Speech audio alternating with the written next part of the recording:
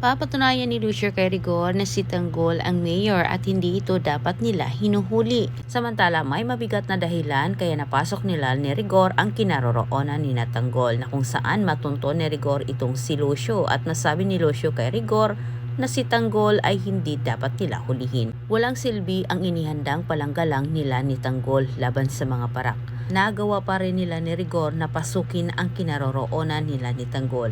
At sa kabutihang palad, sa kagustuhan nila na mahuli itong si Tanggol at Ramon, si Lucio naman ang kanilang naabutan ni Mando na ito ay nakatali. Humingi ng tulong itong si Lucio kay Rigor at Mando para siya'y pakawalan pero binaliwala lang ito ni Rigor. Bagkus pinagmamalupitan pa ito ni Rigor lalo. Sa galit naman ni Lucio, may nasabi naman siya ni Rigor at Mando na ikinagulat ng dalawa lalo na kay Mando. Sinabi ni Lucio na hindi umano dapat hinuli ni Rigor itong si Tanggol. Nagkakamali umano itong si Rigor dahil lahat ng kanyang ginagawa ay may kabayaran. Lalo na't si Tanggol naman umano ang totoong mayor at hindi si Miguelito. Nagalit si Rigor at ipinagtanggol ang mga gerero.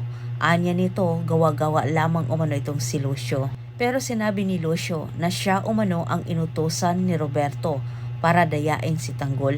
Dahil sa puntong ito, pinigilan ni Mando itong si Rigor na tigilan na nilang hulihin itong si Tanggol.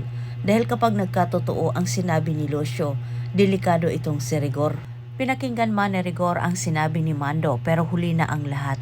Dahil buhay ni Lucio ang kinuha ni Rigor. At sa mga oras na iyon, si Tanggol at Ramon galit na galit kay Rigor.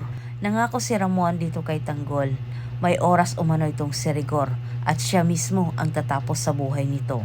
Antabayan na ninyo ang susunod kong update dahil marami pa pong kapanabik-nabik na mangyayari.